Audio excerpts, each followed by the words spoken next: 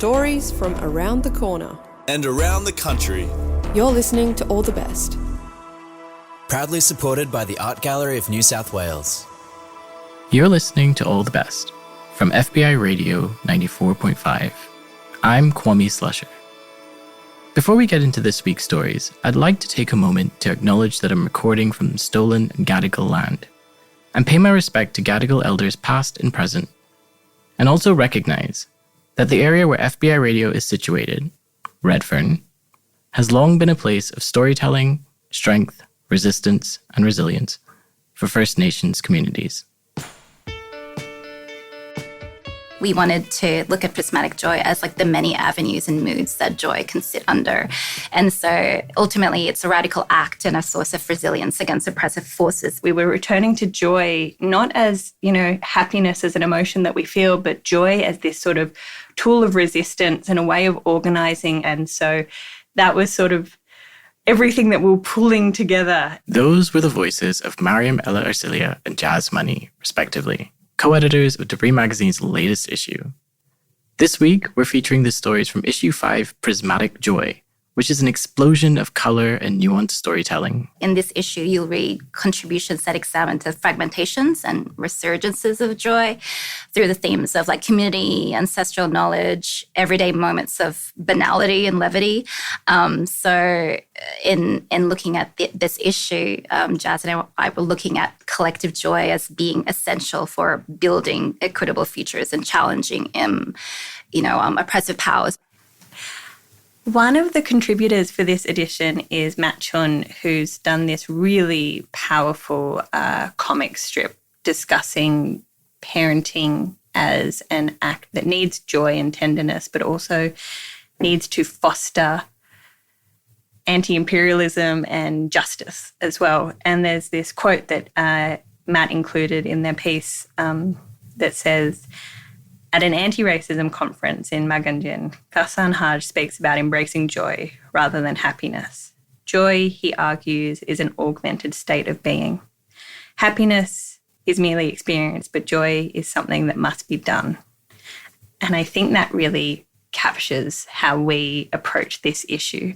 I suppose we want readers to experience these stories and feel replenished and hopeful when they read these stories. They'll be catalyzed by hope and joy as an antithesis to the cracks of despair and dystopia brought upon the colonial empires that we're in at the moment and ongoing. And it's important to hear stories about joyful elasticity, as Jazz mentioned, and the breakdowns of joy, and finding time for mending and playfulness as we continue to fight for sovereign futures to exist. This idea of joy and prismatic joy, for me, really feels like it's part of an ancestral story, right? It's about looking back to see how we move forward. And, I'm very firmly of the belief that my ancestors, didn't just leave me the legacies of hardship, but joy and wonder and beauty and strength. What I learned from listening to Jazz and Mariam speak about issue 5 of Debris Magazine is that radical act of joy. Joy as an action that can take you somewhere, that can build new futures, that can support communities. And it can be really difficult to think about joy in that context when we're going through a time where there's lots of violence, there's lots of conflicts around the world playing out on our television screens and social media. One of those most notable events would be the war in Ukraine, which seems to have been going on for a couple of years with no clear sense of an ending. And that leads us to our first story.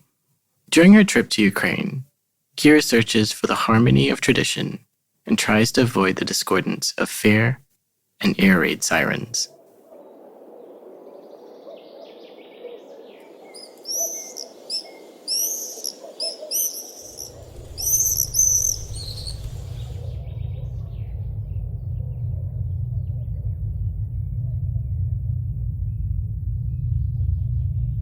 The distinctive Eastern European vocal technique, Billie Holiday, pierces through the hum of thick summer forest air, the smell of warm pine hovering in mid-space.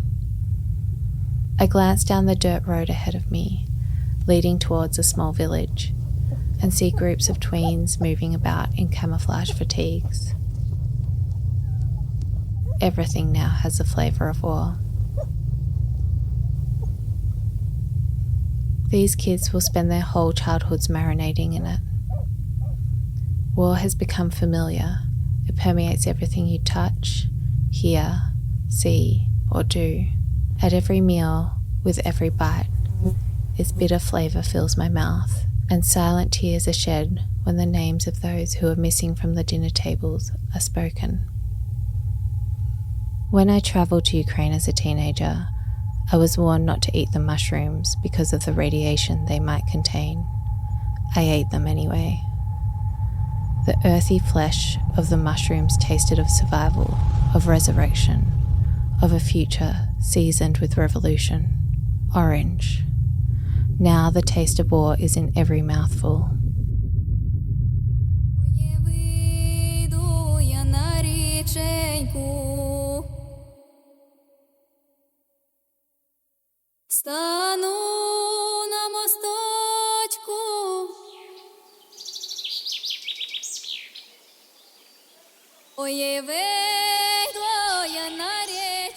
The Billy Holos is the acidic cut, a bodily reminder of women, of communication, of resistance that is embedded in my blood.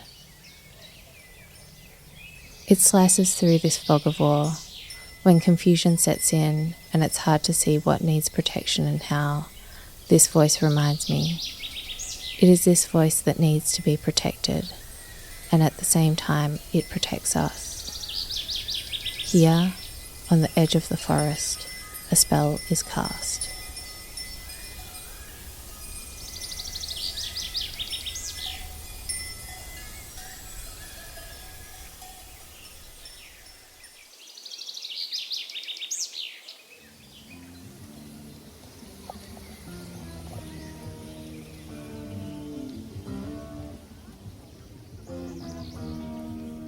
I'm walking home after spending a day with family, connecting, reconnecting.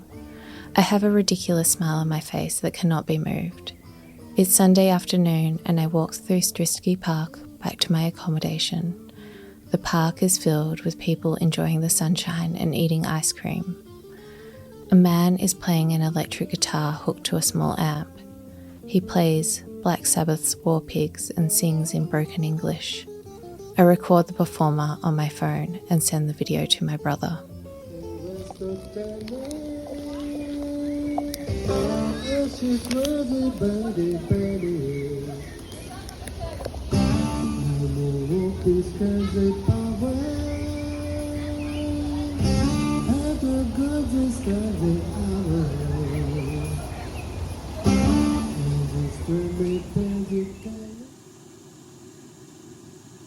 I'm lying on my bed and it's time to get ready to go to the gig. An air raid siren starts in the far distance. One by one, each siren begins to wail, closer and closer, like a chain of screaming whispers.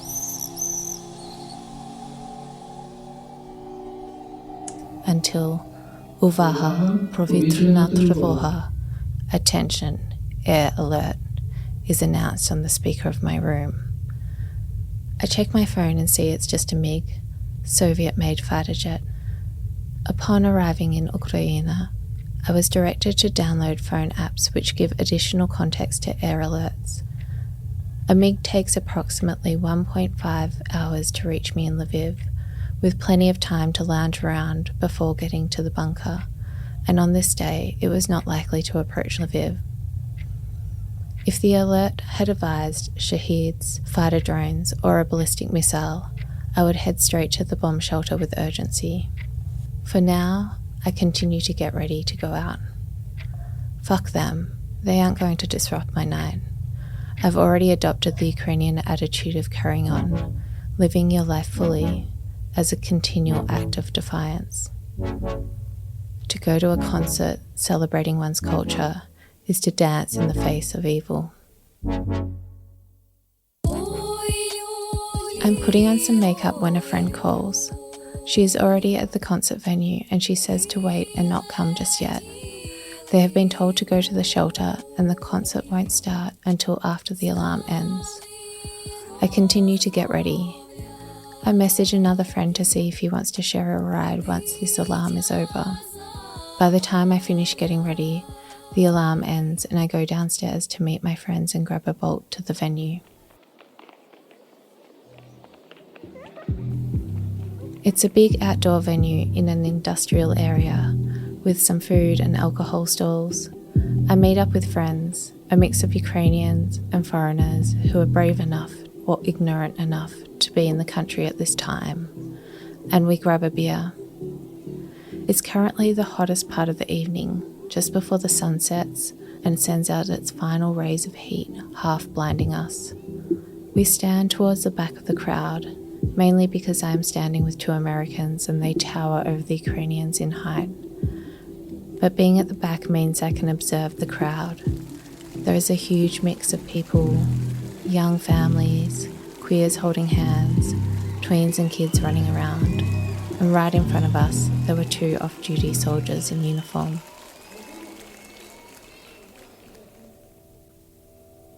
The soldiers stand in one position and do not move their feet for the entire duration of the double act gig, unswayed by the beat of the music or the pulse of the crowd. Their only movement is to raise and lower their phones to record parts of the concert. Who are they recording this for? Themselves, their partners, their friends in the military on the front lines. When Jerry Hale starts singing Kozatsko Morodu, Kozatkin, I start recording the soldiers on my phone. The song is written about the Ukrainian Cossack legacy and relates it to the current military and Ukraine's independence. This song is for them, the soldiers. They stand, emotionless and motionless, recording Jerry sing, while I stand behind them, recording them.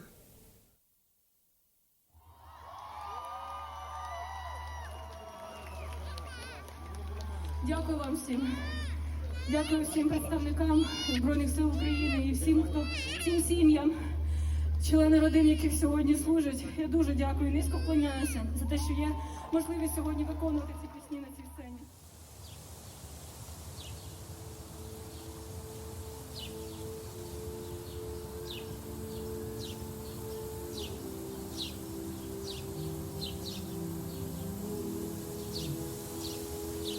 I'm attending a summer school intensive at the Ukrainian Catholic University in Lviv, trying to relearn the language I both learnt and lost as a child. I am staying in the collegium and my room faces towards the courtyard. Over the course of a week, I watch a production team set up a stage from my bedroom window. Each day I watch as the contract workers come and set up risers, amplifiers and lighting rigs. It's a familiar scene and pace of work, as I have spent much of my life working hospitality and production to support my arts practice. Watching the workers go about their routine felt soothing. When the air raid sirens go off, I look out the window and check on the workers. They are unfazed. Maybe they stop for a moment, have a cigarette, and then get back to work. Finally, it's the day of the event. The courtyard swells with caterers, wait and bar staff. It's another familiar work environment to me. The event is a fundraiser for the university. I thought about how fundraising seems doubly hard for anything that isn't to assist war efforts. I watch as groups of people enter, mingling in small groups, dressed in their best vyshyvanka and modern interpretations of it.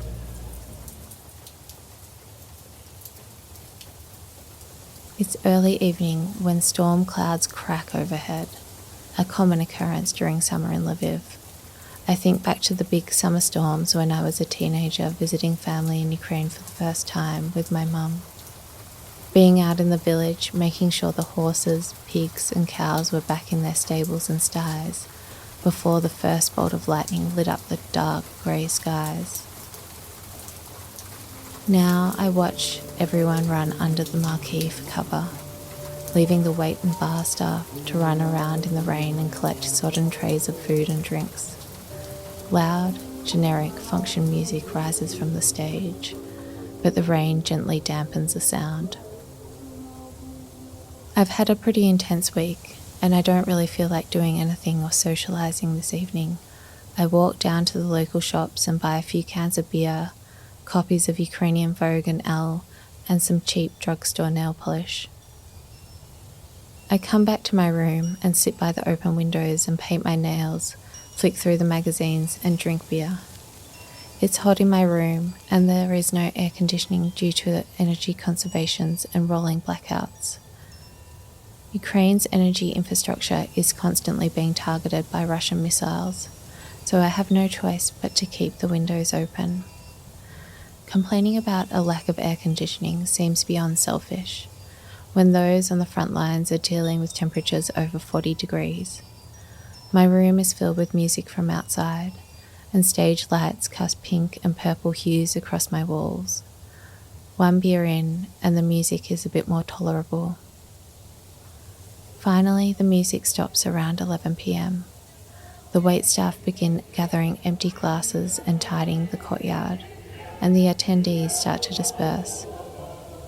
A group of people gather around one of the tables and start singing traditional folk songs. I listen through my open window and notice the silhouettes of other students, watching and listening through theirs. Some songs are familiar, some I have not heard before. All of them make my chest swell, and some make me cry.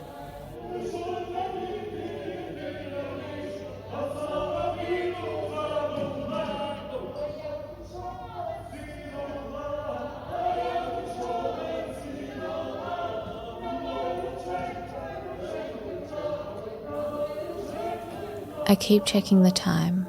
It's getting late and I'm feeling nervous. Finally, at 11:55 p.m, they stop, just before the curfew, which is in place under martial law. Each Ukrainian city and oblast have different curfew times in relation to their proximity to danger. I knew that if there was no martial law, this impromptu choir would have continued throughout the night. I would have liked to fall asleep to the sound of their singing, rather than the sound of a silent city whose only lullaby is the howl of air raid sirens.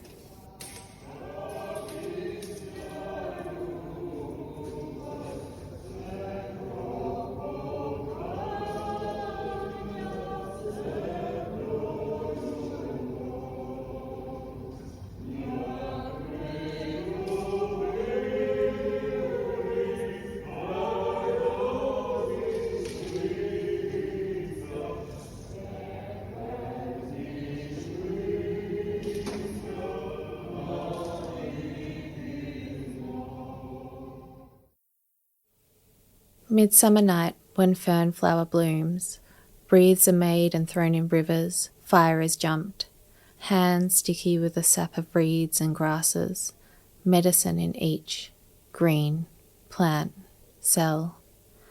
We gather in stairwells listening to choirs warming up voices.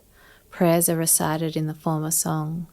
We feast, we sing, we drink, we dance, we sing. Laughter from the purest joy. Songs so old, embroidered linen worn thin. We feast, we sing, we drink, we dance, we sing. Casting out evil spirits and calling in good fortune. Calling ancestors, calling for protection. The moment we stop singing, the siren sounds. Just for a moment, we staved off evil.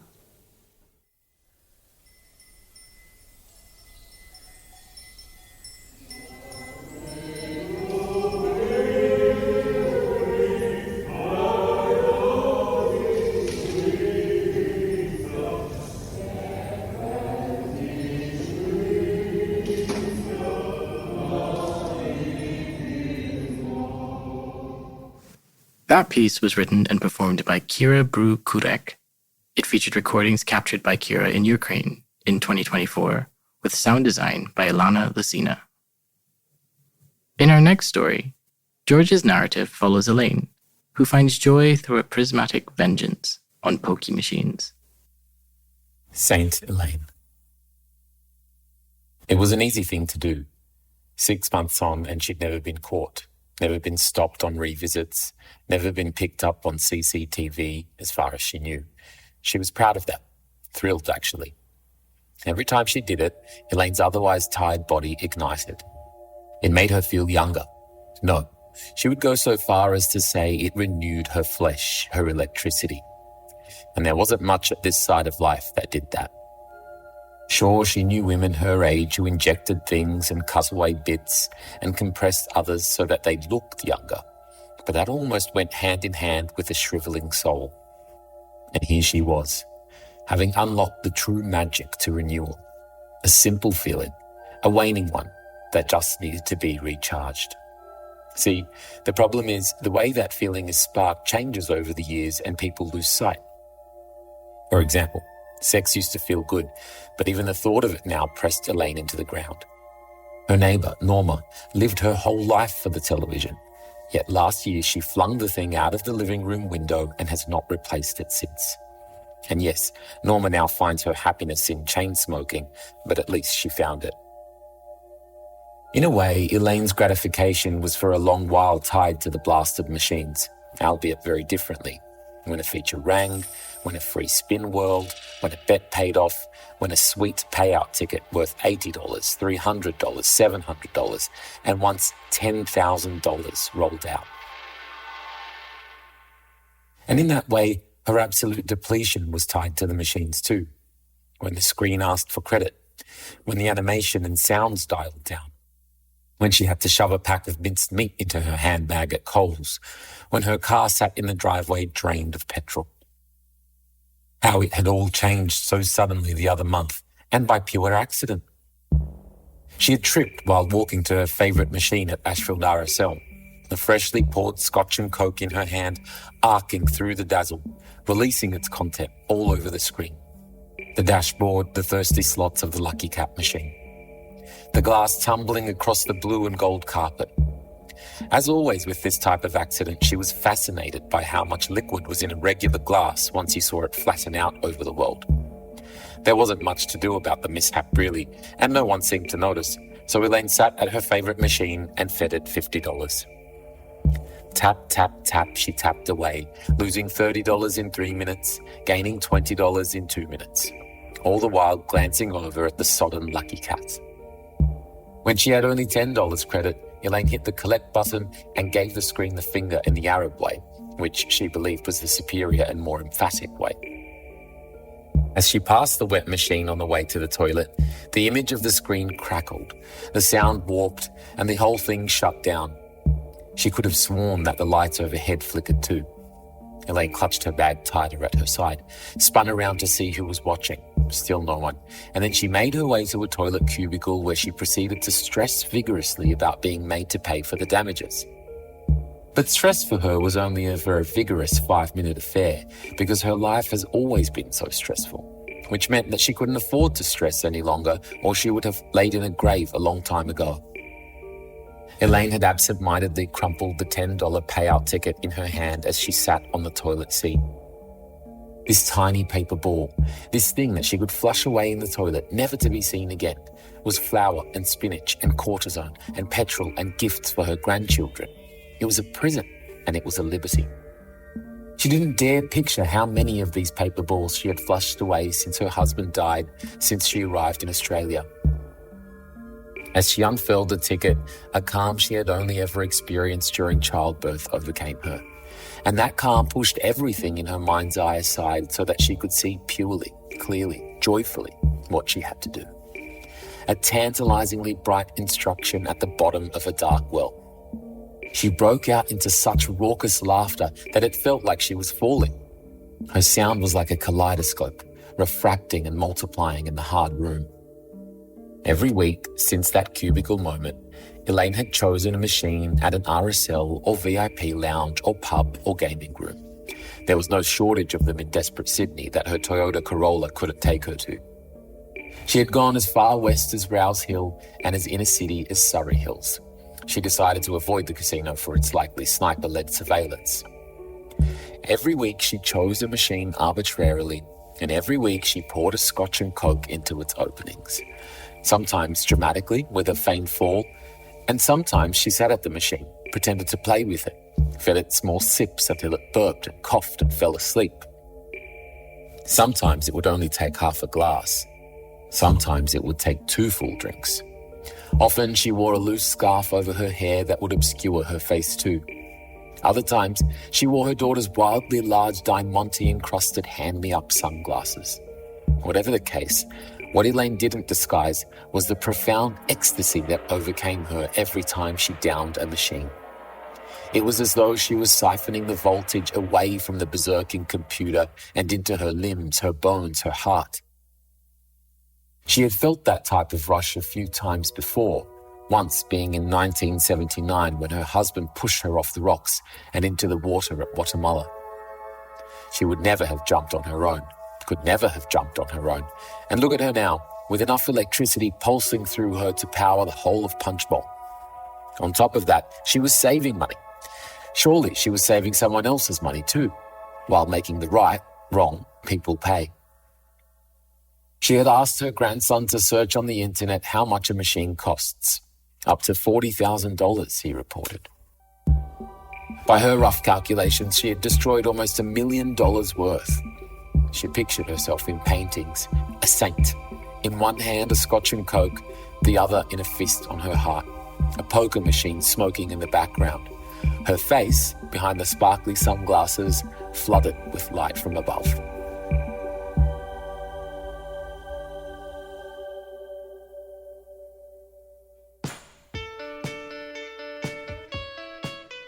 That piece was written and performed by George Haddad, sound designed by Zac Pennington. In this episode, you also heard editors Jazz Money and Mariam Arcilla, and Kiera Brew Kurec's tale of visiting Ukraine in the summer of 2024. Head to Debri's website to purchase the latest issue and for information on their Sydney launch and appearance at the Melbourne Art Book Fair, as well as international launch details in Istanbul and Paris. Whether you're a storyteller or story lover, tune in to All the Best for unique stories from independent audiomakers from so-called Sydney and around the country. Catch our live radio broadcast on Sundays at 9:30 a.m. on FBI Radio 94.5. Listen to our podcast Tuesdays at 4 p.m. on allthebestradio.com, Spotify, and Apple Podcasts. Subscribe now so you never miss an episode. All the Best would like to acknowledge the traditional owners of the lands in which we make these stories and pay our respects to elders past and present. All the Best is made at FBI Radio on Gadigal land in association with SYN and 3RRR on Wurundjeri Woi Wurrung and Boon Wurrung lands, and 8CCC on Arrente and Worumungu lands. The All the Best editorial producer is Mel Bakewell, and Phoebe Adler-Ryan is our executive producer. Patrick McKenzie is our community coordinator, and thanks to all the volunteers who make All the Best possible. Shining Bird composed our theme song, and Annie Hamilton designed the artwork. We're heard across Australia on the Community Radio Network, and were made possible by the Art Gallery of New South Wales and the Community Broadcasting Foundation. You can find our full archive of more than 600 episodes at allthebestradio.com. I'm Kwame Slusher. Thanks for listening.